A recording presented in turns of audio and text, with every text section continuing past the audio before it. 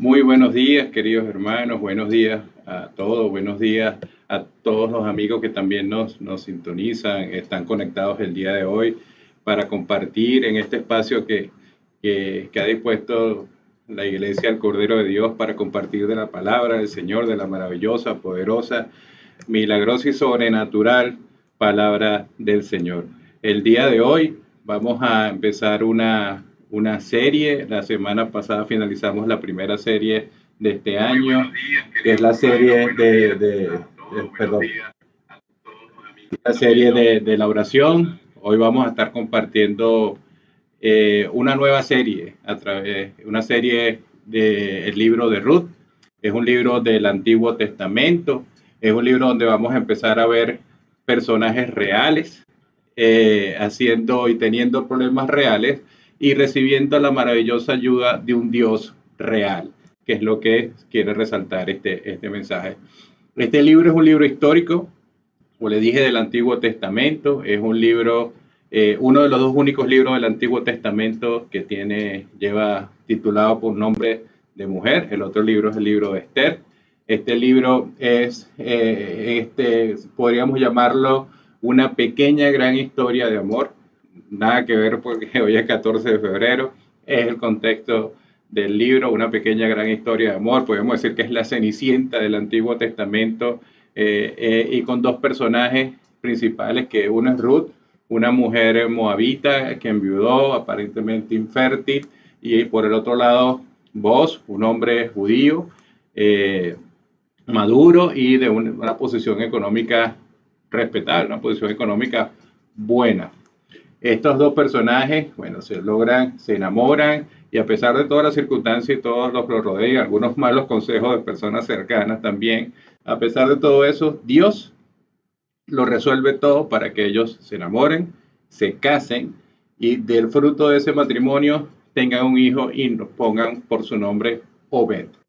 Hasta aquí quizás el nombre de Obed no le dice nada, pero Obed es el padre de Isaí.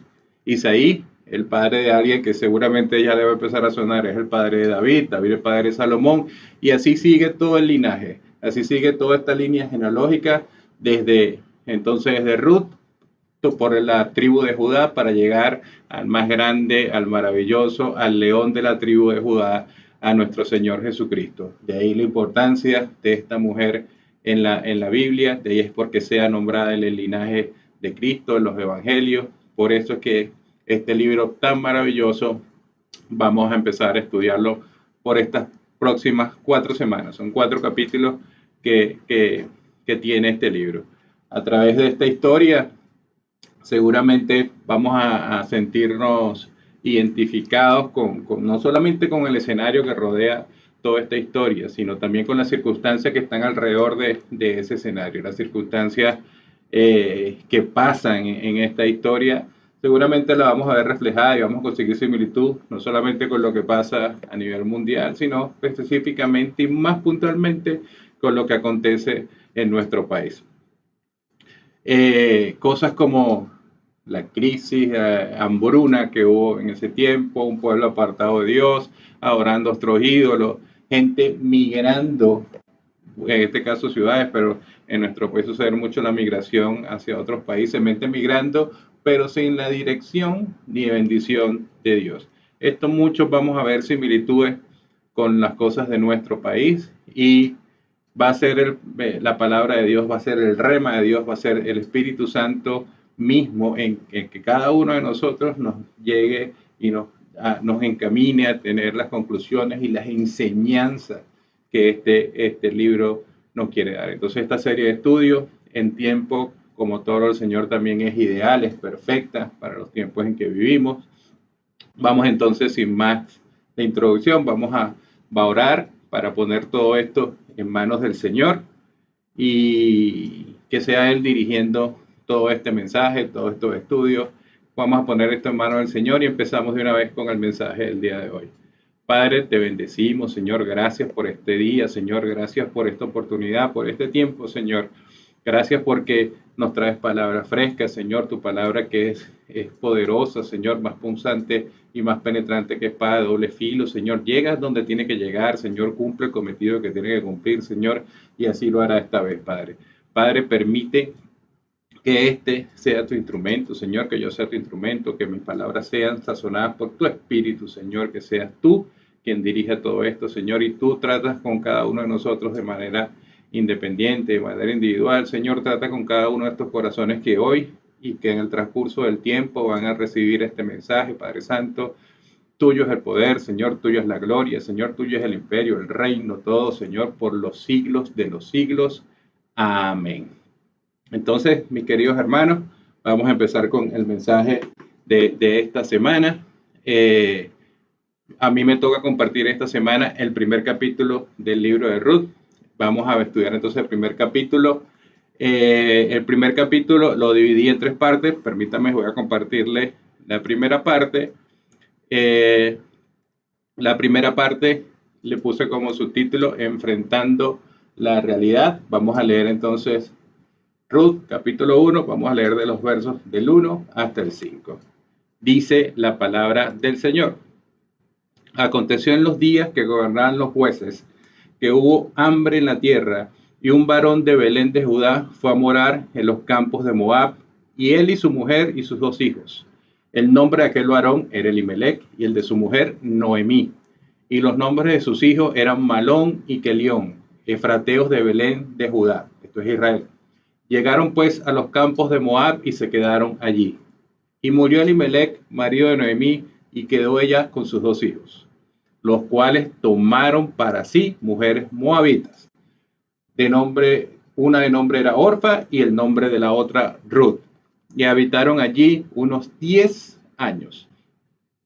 Y murieron también los 2, Malón y Kelión, y quedando así la mujer desamparada de sus 2 hijos y de su marido. Entonces, este es los primeros 5 versículos, la primera parte que quise subtitular Enfrentando la realidad.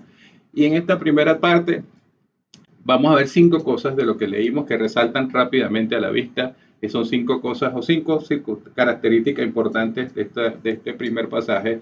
Uno es la anarquía, las otras es hambruna, los funerales, los fracasos y luego el contexto de todo que llamamos enfrentando la realidad. Spoiler alert, todo esto se va a poner peor antes de que empiece a mejorar. La Biblia, mis queridos hermanos, es el libro más honesto que existe. La Biblia en sus palabras, en tu texto es honesto. Dios es honesto, el Espíritu Santo es honesto, no oculta nada. No quiere llevar a nadie ni enseñar nada con engaño. Es honesto. Porque vemos en este primer versículo de este primer capítulo de este libro, podemos ver la honestidad de la palabra. Vemos de una vez que no todo en los caminos del Señor, en la historia del Señor es color de rosa, como quien dice. Aquí vemos estas 5 cosas que les comenté desde el principio. Vemos cómo lo primero que vemos es una anarquía, dice en el versículo 1 que todo esto, que el relato de esta historia comienza en el tiempo de los jueces. ¿Qué pasaba en el tiempo de los jueces? En el tiempo de los jueces, lo primero que vemos es una actitud o una anarquía total en el pueblo del Señor. Esa es la primera característica que vamos a ver, la anarquía. ¿Por qué la anarquía? Si ustedes agarran y toman el libro que tienen ahorita, Ruth, devuelven una página hacia atrás, van a ver el último versículo, el último capítulo del libro de los jueces. El contexto de los libros de los jueces, en este sentido, era que no había rey en ese tiempo en Israel. Dios levantaba jueces que liberaban, que luchaban por el pueblo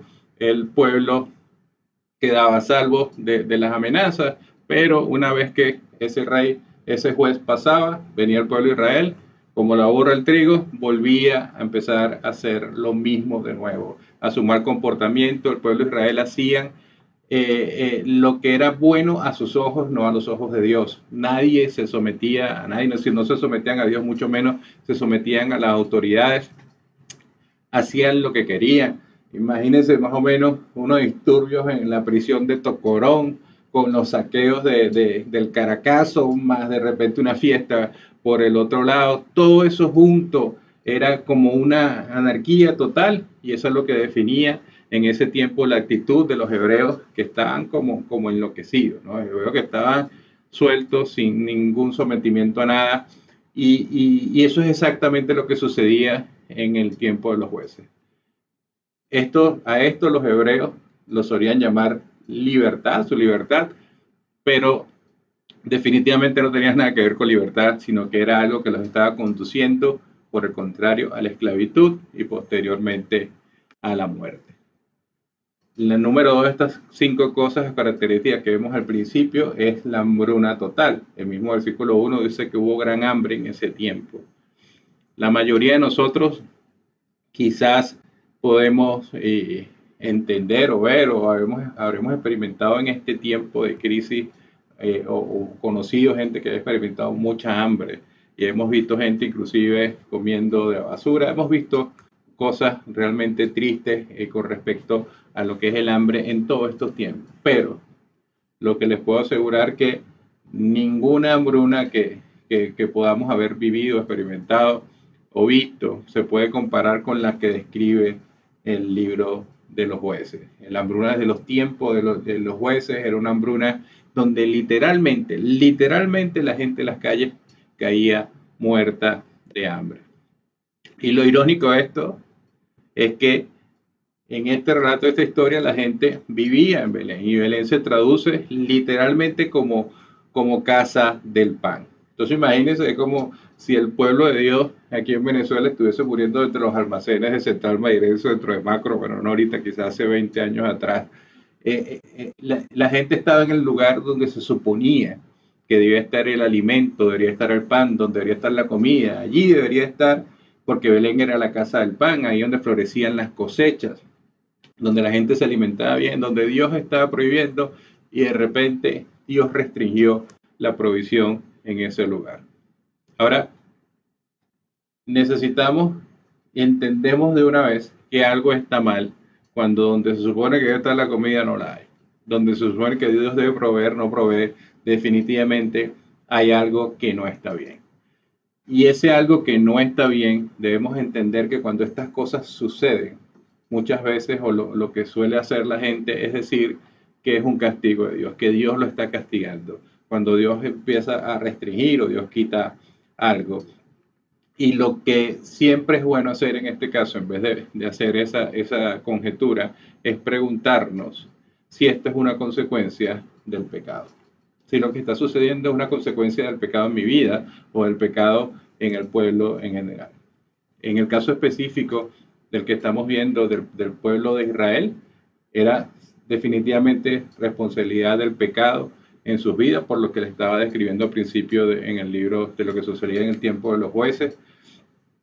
Todo esto era porque ellos estaban haciendo lo correcto a sus ojos, no a los ojos de Dios. Dios le niega o de alguna forma les retiene la bendición, la promesa de la bendición que le había hecho, una promesa que está desde los tiempos de Abraham a su pueblo elegido, al pueblo escogido. La bendición de la provisión Dios la retiene de manera, en forma de una hambruna creciente, y esta hambruna va haciendo que esta gente tenga más y más y más hambre, y Dios está esperando quizás que en algún momento de esa hambruna la gente ante esa situación se cuestionara a sí mismo y le cuestionara y seguro le preguntaran al Señor, Señor, ¿qué estamos haciendo incorrectamente para que esto acontezca? Señor, estamos viviendo de una manera que no agrada a tus ojos. Y lo más importante es preguntarse, Señor, ¿qué debemos hacer para volver a tu cobertura? Señor, ¿cómo podemos volver a ti? ¿Cómo podemos estar bien contigo? Es que a veces Dios como que deja un poquito de dolor para que eso llame nuestra atención, nos despierte, nos abra los ojos y así evitar que más adelante tengamos un dolor aún mayor. Entonces hasta acá tenemos que había una cultura anárquica y 2, que había una hambruna. Ahora, la tercera característica es que hubo fracaso. Tenemos un padre que dice en estos 5 versículos, un padre llamado Elimelech, padre con su esposa Noemí y sus hijos Malón y Kelión. Elimelech literalmente significa Dios es mi rey. En aquel tiempo, como lo ha dicho y ha comentado nuestro pastor, el significado en general en la Biblia, el significado de los nombres es algo que es relevante, no es cualquier cosa, no es un nombre puesto al azar, muchas veces tiene que ver con algo en específico que el Señor quiere mostrar. Y este era un hombre que decía, su nombre era Dios, es mi rey, pero que no vivía como tal. Es como si hoy usted y yo como cristianos, como evangélicos, salgamos a la calle a pregonar que Jesús es mi rey, Jesús es mi Dios, y allá o más allá vivamos de una manera que no es congruente con lo que dice nuestra boca. Nuestros hechos, nuestro testimonio es lo que habla, y así es el caso de Elimelech. Tenía un nombre, pero su nombre era totalmente incompatible con lo que estaba haciendo. ¿Qué hace este Elimelech? ¿Qué hace este padre de esta familia? Él toma una decisión para su familia. Se empieza a dar cuenta, como que hace un análisis de la situación. Dice, bueno, estamos acá en Belén, aunque estamos acá en Belén, estamos con el pueblo de Dios, estamos con la presencia de Dios, pero, oye, Dios no está, Dios, no hay provisión de Dios aquí. La provisión de Dios se cortó. Entonces empieza a pensar en otras ciudades, empieza a contemplar otros lugares y dice, bueno, como que le pareció, quizás en ese momento, que la situación y el ambiente, el clima económico de Moab estaba mucho mejor. Entonces, ¿qué es lo que hace Elimelech? Toma una decisión, agarra sus motetes, agarra a su familia y se enfilan hacia Moab. Por eso. Les quiero preguntar, hasta aquí, ¿es un pecado mudar a su familia? La respuesta, bíblicamente, no lo es. Pero la pregunta correcta es si Dios quería que Elimelech mudara a su familia. Dios lo llamó para pedirle, o Dios le reveló a través de alguna profecía, a través de cualquier forma. Dios lo instruyó a él para que moviera a su familia a otro lugar. No, no lo hizo. Entonces, lo correcto es, está bien trasladar a tu familia bajo la bendición, bajo la cobertura de Dios, y es cuando Dios te llama a hacer eso. Y ponele que, bueno, que explícitamente en la Biblia nos dice que no es un pecado mover a tu familia, mudar a tu familia. Ponele, como dice los argentinos, que desobedezcas esto y te mude. Bueno, sobre esto hay una provisión explícita que el pueblo de Israel, el pueblo de Dios, no debía habitar en la tierra de Moab, no debía mudarse a esa tierra. Entonces, es como que se comieron todas las luces Elimelech, pasar los semáforos en rojo que les puso el Señor. ¿Por qué no mudarse a Moab? No, primero se mudaron sin la llamado de Dios, después se mudan a Moab. ¿Y por qué no a Moab? Se preguntarán ustedes. ¿Qué tiene de especial Moab? Bueno, los moabitas desde el principio eran personas con problemas, unas personas con muchos problemas. El inicio de esta raza, si quieren más detalles, los invito a leer Génesis, el capítulo 19. El inicio de esta raza se remonta a los tiempos de Abraham, donde Lot, un pariente de Abraham que estaba con Abraham, estaba habitando en la tierra de Sodoma junto a su esposa y a sus hijas. Ya todos sabemos lo que sucedió con Sodoma y Gomorra, cómo Dios, por el pecado, por lo que había dentro de esa ciudad, Dios destruye esa ciudad. Y en la salida de esas, Dios protege a Lot y a sus familias, le dice un ángel para que salgan, y en la salida, una de las cosas que había prohibido Dios era mirar hacia atrás. La mujer de Lot mira hacia atrás y queda convertida en estatua de sal. Sigue Lot con sus dos hijas escapando y se refugian en unas cuevas, en unas montañas. ¿Qué sucede ahí? Las hijas que tenían en su ADN, por decirlo así, el pecado y la rebelión sexual y todo lo incorrecto que estaba dentro de Sodoma, todo eso lo tenían en su ADN, y ellas se vieron que no había dónde más reproducirse, que cómo iban a tener entonces ellas descendencia, y decidieron emborrachar a su papá, y en una relación incestuosa tuvieron una relación con su padre y el hijo de la hija mayor de Lot.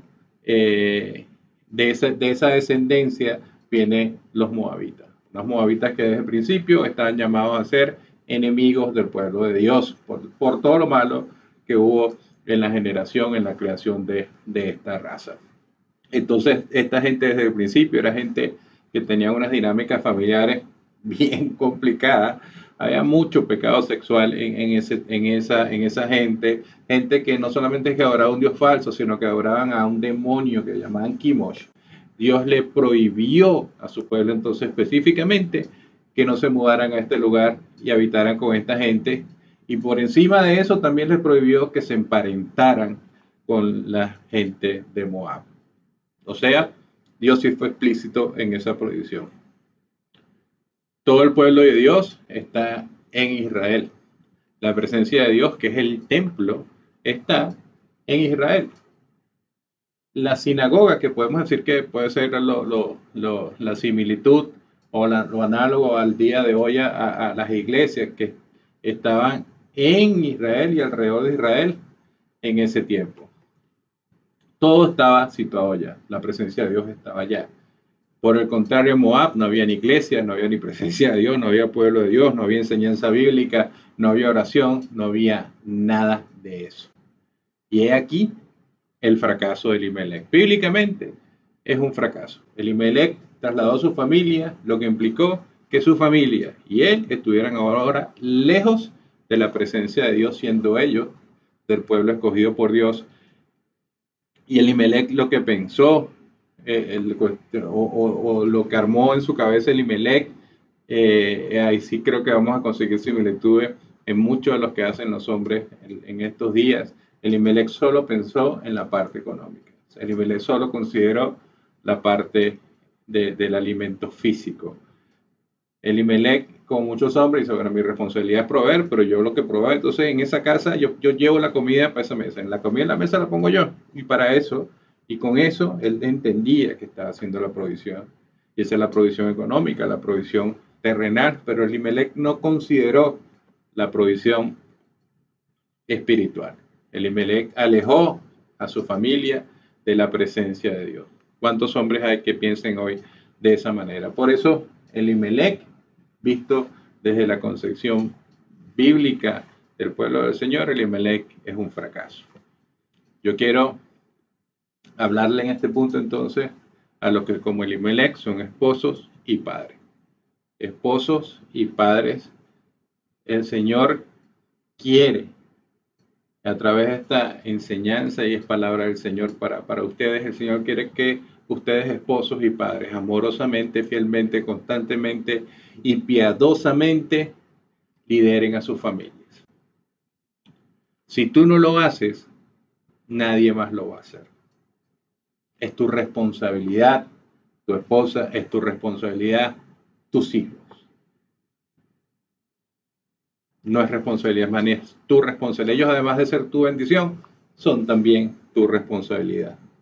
La iglesia, la escuela, te pueden ayudar en eso, en liderar y llevar, pero la responsabilidad de tu familia es tuya, hombre y esposo. Es necesario que sepas este dato. Es un dato que no es meramente estadístico, pero estadísticamente, los estudios que se han hecho dicen que cuando una mujer, esposa, se convierte al Señor, la mayoría de las veces, la gran mayoría de las veces, sus hijos y su esposo no lo hacen. Por el contrario, esas mismas estadísticas revelan que cuando un hombre esposo, se convierte al Señor, la gran mayoría de las veces, su mujer y sus hijos sí lo hacen. Y esto es estadística, bueno, estos son números estadísticos. ¿Esta es una coincidencia? No. Esto sucede específicamente porque la palabra de Dios es verdadera. Dice la palabra que sea todo hombre mentiroso y Dios veraz. La palabra de Dios es verdadera. Y en la palabra de Dios dice que tú, hombre, que tu esposo, eres sacerdote y eres líder y eres cabeza de tu familia. Entonces la palabra de Dios se cumple. Entonces no es cuestión de revisar en este punto si eres o no sacerdote, si eres o no líder, si eres o no cabeza, porque lo eres.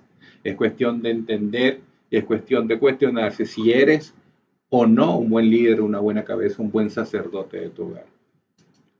Es necesario que sepas esto y es necesario que entendamos esto, señores, esposos, hombres que están escuchando este mensaje.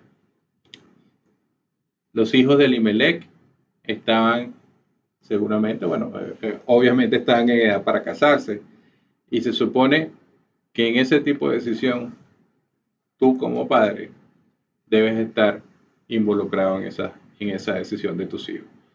Muchos padres dicen, bueno, pero yo crío a mis hijos para que sean unos adultos responsables y sean capaces de tomar decisiones. Sí, pero en este tipo de decisión, que es la segunda decisión más importante de la vida de tus hijos, debes estar involucrado como padre.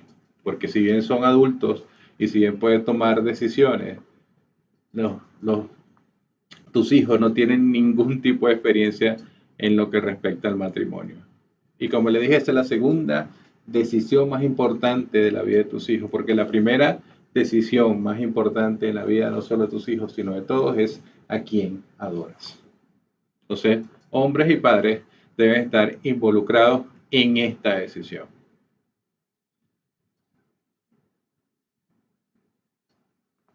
Pregunto, ¿está bien que un creyente se case con un incrédulo?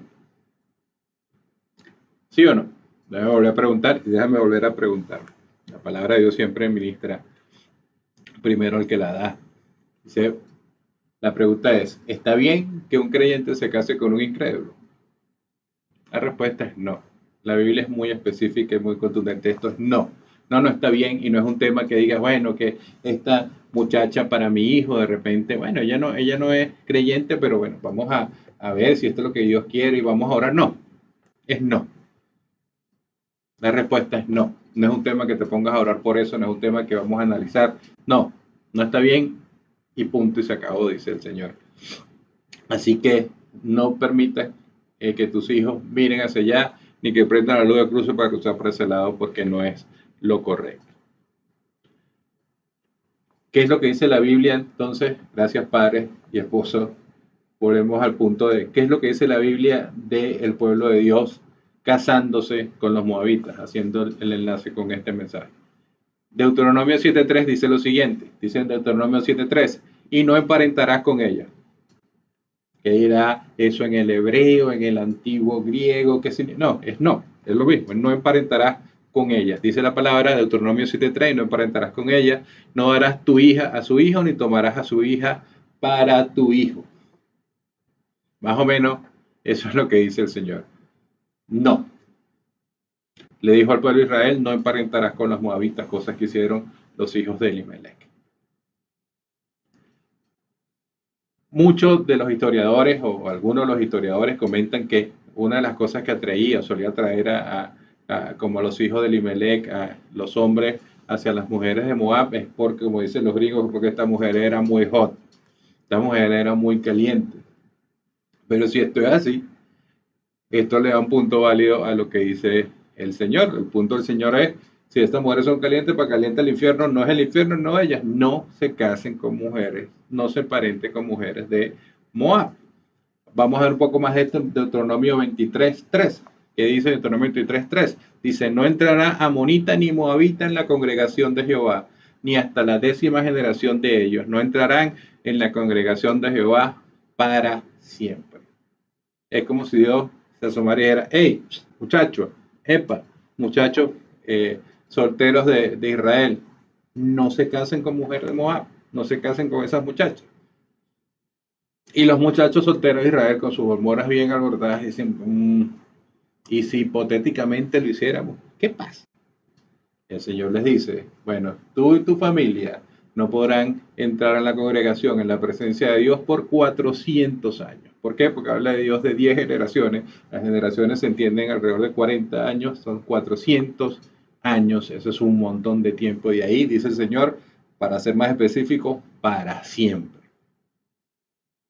Eso es la consecuencia de desobedecer al Señor en este sentido. Y es que no se trata simplemente de que el Señor tenga una prohibición por un tema hacia esa raza. Se trata de todo el contexto y el trasfondo espiritual que hay detrás de esto. Por la concepción, mucho de lo que tiene que ver de dónde viene ese pueblo de Moab, lo comentamos hace un rato, no. El Señor dice, no, con esta gente, mi pueblo, no se debe emparentar.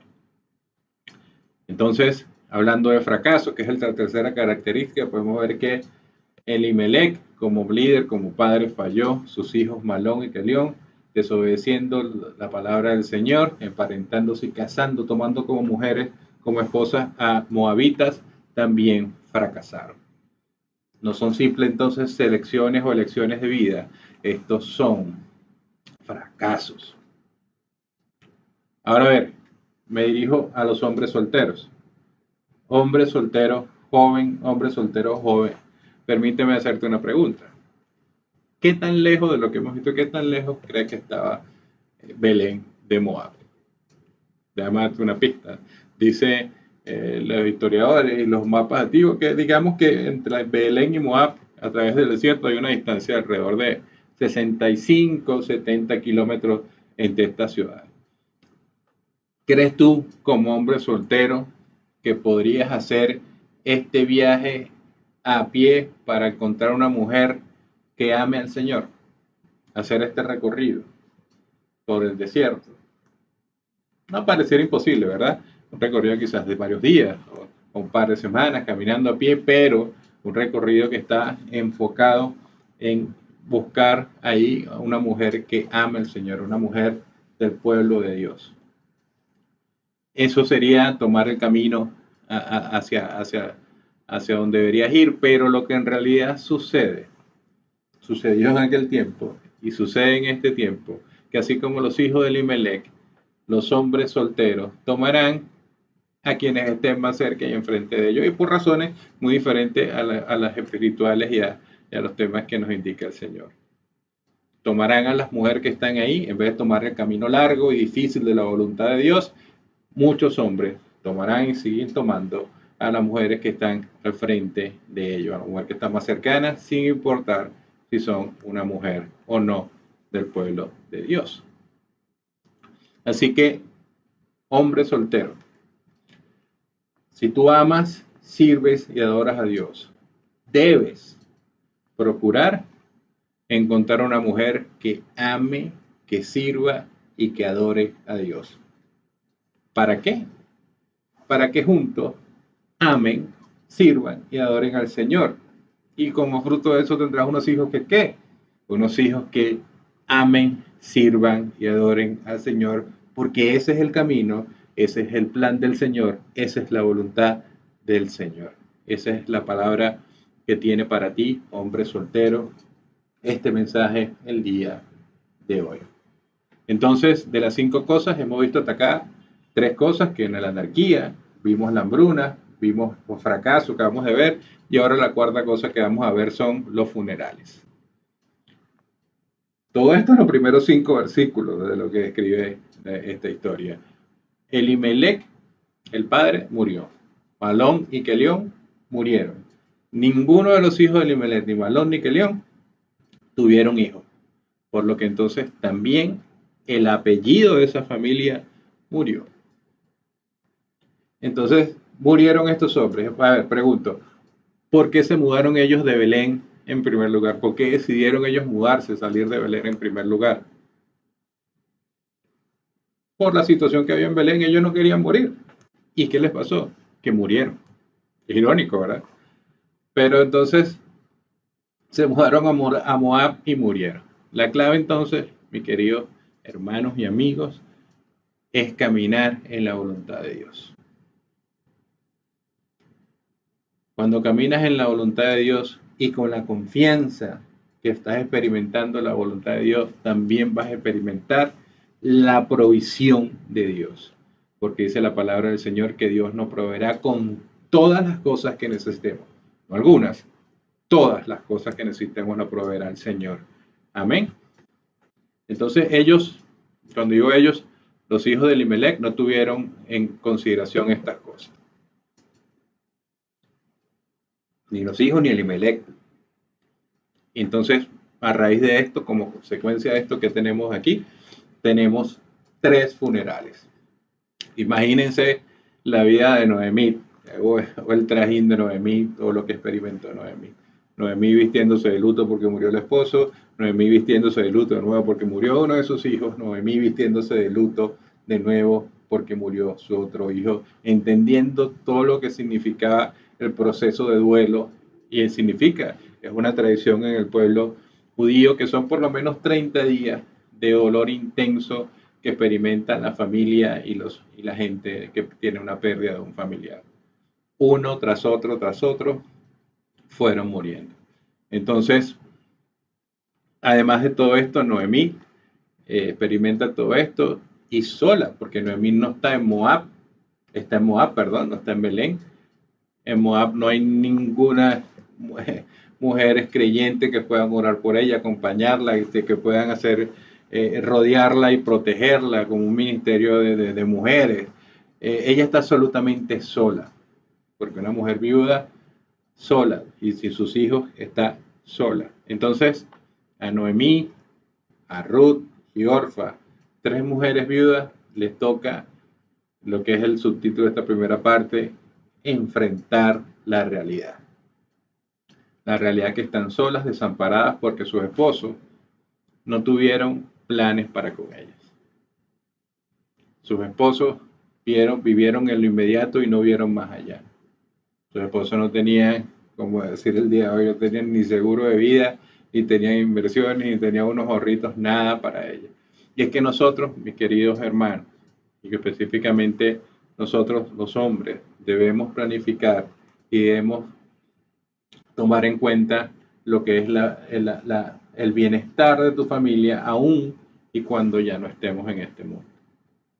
Yo en un mensaje que compartí hace unas semanas atrás, bueno, el año pasado, cuando hablaba de la eminencia de la muerte, le cité un pasaje en el libro de Isaías, donde Isaías, el profeta del Señor, va a la casa del rey Ezequías y trae palabra de Jehová y le dice, Ezequías, traigo palabra de Jehová para ti que dice que ordenes tu casa porque morirás y no vivirás. Y morirás y no vivirás. En ese momento se lo dijo Isaías a Ezequías por un tiempo específico, le estaba agotando que iba a ser pronto. Para nosotros es una verdad que aunque no nos indique el tiempo, es una profecía que se va a cumplir, va a ser así. Entonces debemos tener en cuenta ordenar nuestra casa. Ordenar nuestra casa es mirar por nuestra familia aún más allá de cuando ya no estemos en este plano. Hombres, ordenen su casa. Piensen en el futuro de sus esposas. Piensen en tener los estudios de sus hijos, tengan todas las cosas, que ellos tengan un techo seguro. Es ordena tu casa. Entonces ordenemos nuestra casa y pensemos, porque si no, esta mujer le toca enfrentar una realidad que es tan sola. Hay una mujer en aquel tiempo, una viuda sola, desamparada, porque se suponía que la provisión y que el liderazgo, como es bíblicamente, lo tenía que llevar de la familia completo el hombre. Entonces, continúa la historia. A estas mujeres les tocó, al final, enfrentar la realidad. Continúa la historia, vamos entonces a la segunda parte. Les voy a compartir por acá la segunda parte que hemos llamado finales necesarios. Estos finales necesarios vamos a leer aquí en el libro de Ruth. Vamos a leer ahora de los versículos 6 al 18. Es un poco más de texto. Vamos a leerlo completo. Después lo analizamos.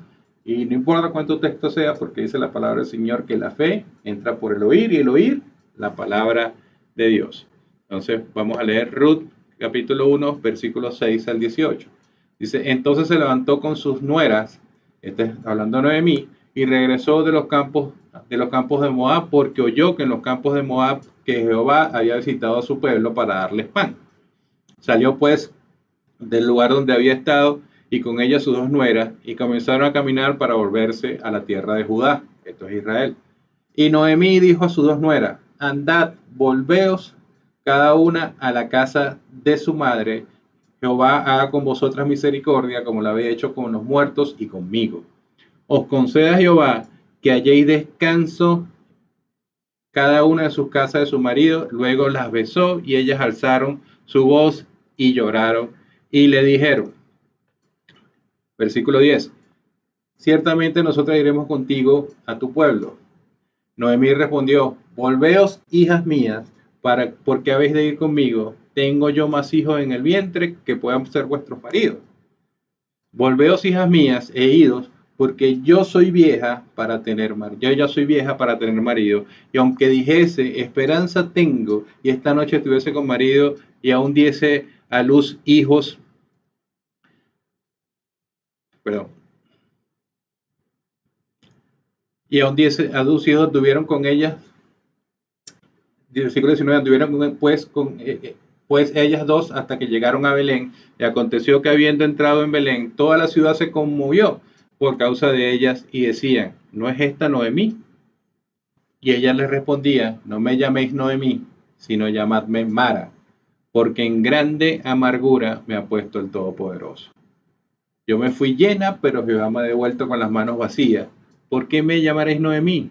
Ya que Jehová ha dado testimonio contra mí y el Todopoderoso me ha afligido, dice Noemí. Así que Noemí y Ruth la moabita, su nuera, con ella volvió a los campos de Moab, llegaron a Belén al comienzo de la siega de la cebada. Entonces, tenemos que Ruth, Noemí y Orfa, tres viudas que están enfrentando en realidad, como vimos en la primera parte, tres mujeres que quizás están vestidas de negro, pasando por el duelo, el luto, en una conversación definitiva y final. Ellas están diciendo que su familia terminó, que sus matrimonios terminaron, que la relación entre ellas entonces terminó. Es una conversación final y no sería más familia. Estas mujeres, como es de entender, estarían devastadas. Esto es más o menos este tipo de conversación. Es como, no sé si es así en la realidad, pero como lo dicen en las series de médicas, donde sale en el quirófano y cuando el paciente muere, hay algún momento que el doctor tiene que decir, hora de la muerte, tal y tal, del día tal y tal. En ese momento se levantó Noemí y dijo, esta familia, a este día, en esta hora, esta familia está muerta. Ya es una conversación final. Ruth, a diferencia de Orfa, quiso aferrarse a Noemí, quiso quedarse con ella. Y Noemí le dijo, Ruth, haz como tu cuñada, que ha vuelto con su gente y con sus dioses. Esto es crucial. Para que Orfa, a quien Noemí besó el lío que se regresara, y se regresó, si regresara a su religión, regresara a su gente, quiere decir que regresaba entonces también a sus dioses. Esto quiere decir que tanto Orfa como Noemí era regresar a hacer la impiedad, hacer de nuevo la impiedad en su totalidad. Cambio a Noemí, por su lado, era una mujer creyente, una mujer del pueblo de Dios, que le dice a sus nueras de esta situación, no se queden conmigo, saben que mi Dios me ha fallado, regrésese a su pueblo y a sus dioses. Es cierto, no, me corrigen si me equivoco, pero esto me parece a mí que es la forma más mala de evangelismo que existe. Donde tú le digas a alguien, mi Dios me dejó mal, pues regrésate tú y sigue a otros dioses. Esto es el evangelismo, mejor dicho, el antievangelismo es lo que realmente hizo Noemí acá. ¿Y qué nos enseña esto? Que debemos considerar entonces que la forma, mis queridos hermanos en Cristo, que la forma de que nosotros les hablemos a los incrédulos, esta forma les ayudará o no a estos incrédulos a querer encontrarse con nuestro Dios.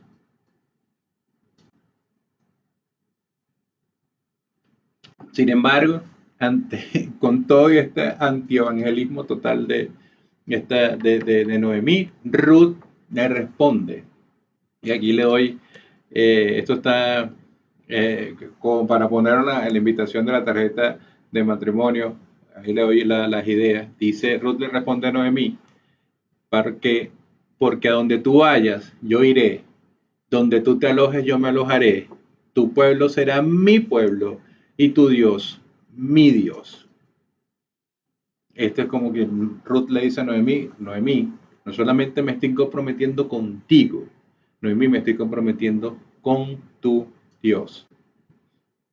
Y esto es bastante sorprendente, es muy sorprendente, porque el pueblo de Moab, por todo lo que vimos antes, ni siquiera se les permitía estar en la presencia del Dios de Israel, mucho menos adorarlo. Y esta mujer había tomado esta decisión.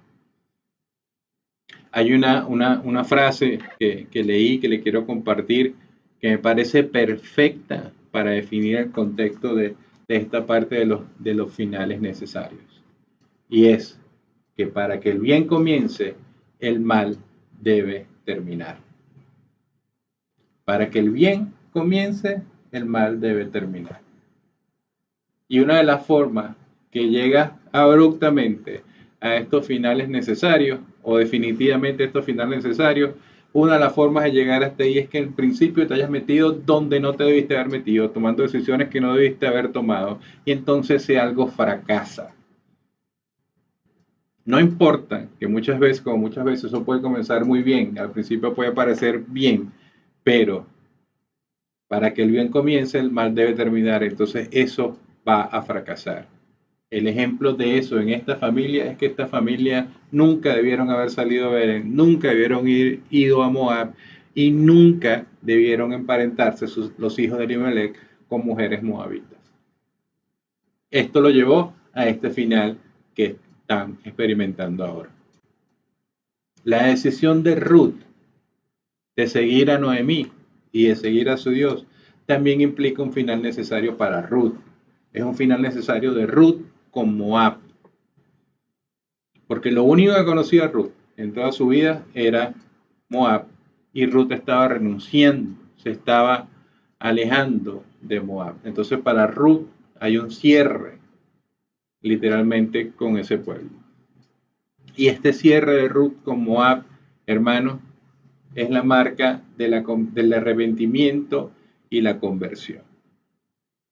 Es la marca que lo distingue. Este ejemplo de Ruth es lo que describe la conversión. El arrepentimiento y la conversión sucede cuando tienes tu rostro hacia el pecado y la espalda hacia Dios. Está dando la espalda a Dios. Y literalmente hay un cambio radical en tu vida. Y ese cambio radical hace que te voltees y empieces entonces a darle tu rostro, tu frente, estar de frente a Dios y darle la espalda al pecado. Esa es la conversión. Eso es lo que sucede. Ruth se arrepiente de lo de Moab y se enfila hacia Belén, hacia el pueblo, donde está la presencia de Dios. Y eso, mis queridos hermanos, es la conversión y es uno de los puntos clave de este primer capítulo. Es la conversión de Ruth, una mujer que mostró ser piadosa al querer seguir con su suegra, aun y cuando la situación estaba como estaba, aun y cuando su compatriota Orfa, con cuñada, decidió regresarse, ella decidió seguir con su suegra. Y ante esta muestra de piedad, el Señor obra y permite que Ruth entonces haga como esta muestra de conversión y empiece a caminar hacia el camino del Señor. Noemí, en ese camino, cuando empiezan ese trayecto, Noemí no tiene ni idea de lo que le va a esperar en Belén. Noemí tiene 10 años, dice la palabra ahí, que fueron 10 años que tuvieron ellos habitando en Moab. Noemí no sabe qué le espera. Ruth, por su parte, tampoco sabe qué le espera, pero lo que sí sabe es que ella no va a ser y seguramente no será bienvenida en ese lugar. Entonces, quiero en este punto del mensaje dejar un par de preguntas para cada uno de nosotros, para la reflexión, para que la tengamos en cuenta en nuestro tiempo de intimidad. Son dos preguntas. La primera es, ¿de quién o de qué necesitas alejarte y darle la espalda? Hoy en tu vida, ¿de quién o de qué necesitas alejarte? Y la segunda pregunta para la reflexión es, ¿qué situación mala en tu vida debe terminar para que pueda comenzar lo bueno? ¿Qué situación mala hoy en tu vida debe terminar para que pueda comenzar lo bueno? Ahora en este punto quisiera dirigirme a las mujeres. Mujeres, seguramente hasta acá, y las que han tenido la oportunidad de leer este libro, se sentirán identificadas o con Noemí o con Ruth por las experiencias que les ha pasado. Seguramente sienten esta identificación porque regularmente las experiencias más dolorosas de la vida de una mujer vienen atadas a o ligadas a hombres, hombres que se suponía que en primer lugar deberían tener las mujeres o estar estas mujeres con estos hombres salvas, a salvo y seguras. Algunos de los mayores dolores de las mujeres vienen de un papá, de un novio, de un esposo, de un abuelo, que no fueron correctos, no fueron amables, no fueron complacientes, sino totalmente indiferentes, quizás duros, quizás agresivos, como dicen el día de hoy, fueron tóxicos. Y como resultado de todo eso, a estas mujeres muchos hombres las han lastimado. El propósito de la palabra es moldearnos a todos para ser de la estatura del varón perfecto, dice la palabra de Cristo. Y este libro específicamente, y por eso al principio me dirigí primeramente a los hombres, tanto a los esposos como a los hombres solteros, este libro quiere dar una muestra de lo que se debe moldear para crear hombres, primeramente piadosos, hombres de Dios, segundamente hombres responsables, que tengan a ustedes mujeres de Dios y mujeres de la piedad, que las tengan en un lugar y que puedan sentirse con estos hombres seguras. Por último, y para cerrar esta tercera parte que dividimos este capítulo número 1 del libro de Ruth, primero vimos afrontando la realidad o enfrentando la realidad, después vimos hasta ahorita los finales necesarios y esta última parte la subtitulamos Nuevos Comienzos. Voy a compartirles acá.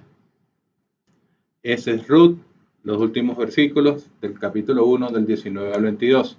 Dice la palabra del Señor. Anduvieron pues ellas dos hasta que llegaron a Belén. Ellas dos es Ruth y Noemí. Y aconteció que habiendo entrado en Belén, toda la ciudad se conmovió por causa de ellas y decían, ¿no es esta Noemí? Y ella le respondía, no me llaméis Noemí, llamadme Mara, porque en gran amargura me ha puesto el Todopoderoso. Yo me fui llena por Jehová, me he vuelto con las manos vacías, porque me llamaréis Noemí, ya que Jehová me ha dado testimonio contra mí y el hombre Todopoderoso me ha afligido. Así se volvió Noemí y Ruth la Moabita, su nuera, con ella. Volvieron a los campos de Moab y volvieron a Belén al comienzo de la siega de la cebada. Esto creo que lo leí antes, me confundí, estos son los últimos versículos. En cualquier forma, esto nos muestra lo que es un nuevo comienzo. Porque para que haya un nuevo comienzo, el mal debe terminar, habíamos dicho. Entonces, es lo que está sucediendo. Entonces, estas dos mujeres continúan su camino, dejando atrás lo incorrecto y llegan su camino hasta que llegan a Belén. Esta es una situación complicadísima, sobre todo para dos mujeres. Imagínense la ruta, el trayecto, la distancia que hablamos al principio, no sé, 70 kilómetros a través del desierto, que es complicado. Nos tomaría semanas llegar hasta allá. Y no solamente, sino que eran dos mujeres solas. Esto lo hacía aún más complicado, pero estas mujeres decidieron tomar ese camino hacia el pueblo de Dios, hacia donde estaba la presencia de Dios. ¿Cuántos de ustedes o cuántos de nosotros iríamos a la congregación cada domingo? O en este caso de esta forma en línea, ¿cuántos de ustedes caminarían 50, 70 kilómetros o 40 kilómetros cada domingo para llegar a la congregación o para llegar a un lugar donde tengan wifi y puedan conectarse a ver la palabra del Señor? Seguro que si esto fuese así, desafortunadamente la asistencia bajaría bastante en las congregaciones. Ellas están tratando de llegar a la presencia de Dios, al pueblo de Dios. Literalmente hacen esta caminata hacia la presencia de Dios, caminata que hablamos hace un rato que no muchos hombres solteros están dispuestos a hacer para encontrar una mujer de la piedad, una mujer de Dios. Ellas caminaron todo esto para llegar a la presencia del Señor. Y dice la palabra en el versículo 21 que cuando llegaron a Belén, todo el pueblo se conmovió porque dijeron, hey, Noemí, Noemí ha vuelto. Y Noemí les dijo, epa, no me llamen Noemí, que significa dulce, agradable, llámenme Mara, que significa amargo. Es como que Noemí lo primero que hizo cuando llegó a Belén, se fue hasta el Saime de Belén y le dijo, me cambian la cédula, ahora mi nombre es Vieja y mi apellido es Amargada. Eso es lo que dijo Noemí. Culpando a Dios, diciendo esto, ahora soy amargada porque Dios ha hecho esto sobre mí y me ha puesto en gran amargura. ¿Culpaba a Noemí a su esposo? No, Noemí culpaba a Dios. Y yo creería que al menos por lo que hemos visto y por la responsabilidad del hombre como cabeza, Noemí debería haber culpado que sea un poquitico a su marido. Pero esto desafortunadamente es lo que muchas veces pasa, que mujeres que se casan con hombres, llamémoslo tontos, por llamarlo algún calificativo, estos hombres le causan mucho dolor en su vida. Y ellas terminan al final de todo eso con ese dolor, pero señalando con el dedo y culpando a Dios por sus amarguras. ¿Suele suceder? Sí, suele suceder. Estas mujeres se niegan a responsabilizar a su marido por las decisiones que ha tomado y por lo bien o mal que ha hecho en liderar a su familia, que es su responsabilidad, porque así lo dice la palabra. Esa es la estructura de la familia, esa es la forma donde la familia debe operar. Es responsabilidad del hombre liderar a su familia, por entonces liderar y es responsabilidad como le diría el tío a Peter Parker, el hombre araña, le dijo, grandes poderes, grandes responsabilidades. Sí, ciertamente el hombre es cabeza, el hombre es sacerdote, el hombre es, la mujer debe sujetarse al hombre, eso es un gran privilegio, eso le da también una gran posición, pero con esa gran posición, ese gran poder viene la gran responsabilidad de liderar a tu familia, de liderar a tus hijos y a tu esposa. Entonces dice después en el versículo 22, en el último versículo, que estas mujeres llegaron a Belén al principio de la cosecha de la cebada. Para que el bien comience, el mal debe terminar. Lo que están haciendo ellas es caminar y avanzar y llegar literalmente a donde está la presencia de Dios. Porque si usted, hermano querido, si usted, amigo que nos escucha, está lejos del pueblo de Dios, está lejos entonces de la presencia del Señor, y está en ese lugar por allá lejos, y en ese lugar espera ser bendecido por Dios, le tengo malas noticias, eso no sucede allí. Necesitas estar en la presencia de Dios, con el pueblo de Dios, porque ahí es donde Dios bendice, ahí es donde Dios provee. Dios bendice a las personas que están en su presencia. Y eso lo estamos viendo acá. En este pueblo en Belén es donde Dios bendice, donde nunca debieron haber salido. Entonces, aquí todo tiene un nuevo comienzo y ese es el título de esta tercera parte, un nuevo comienzo y un comienzo de la esperanza. Para cerrar este estudio del día de hoy, quiero hacer una analogía que nos va a ayudar a entender no solamente este capítulo, sino el trasfondo y el contexto de todo el libro de Ruth, que es lo que nos quiere mostrar el Señor acá. Pensemos, para esta analogía, que Dios obra y Dios obra con sus dos manos.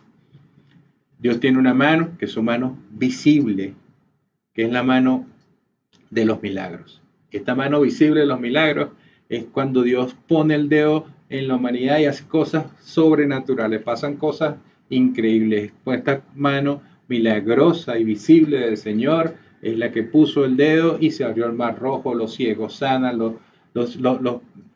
las cosas maravillosas, gente enferma resucita a los muertos, todo lo maravilloso, todo lo maravilloso, todo lo sobrenatural que podemos ver sucede cuando Dios usa su mano visible de los milagros, la mano extraordinaria. Pero Dios también obra con otra mano y esta mano la llamaremos la mano invisible de la providencia. En el libro de Ruth, la mano visible de los milagros no aparece. No hay milagro, pero está la mano invisible de la providencia de Dios. Y la providencia de Dios, mis queridos hermanos, la providencia de Dios significa que Dios es soberano y Dios es bueno. Dios es como un padre, no es como un padre, Dios es un padre. Y como padre, presta atención a sus hijos, se preocupa por sus hijos, les brinda protección y les provee, como dije antes, todo lo que necesitan. En este libro, en este capítulo, en la providencia de Dios, estas dos mujeres regresan a Belén. En la providencia de Dios, aunque no hay comida de Belén, dice que es el comienzo de la cosecha de la cebada y es el comienzo de esa temporada, lo que no significa quizás que en ese punto ya todo está bien, pero significa que todo está empezando a estar mejor.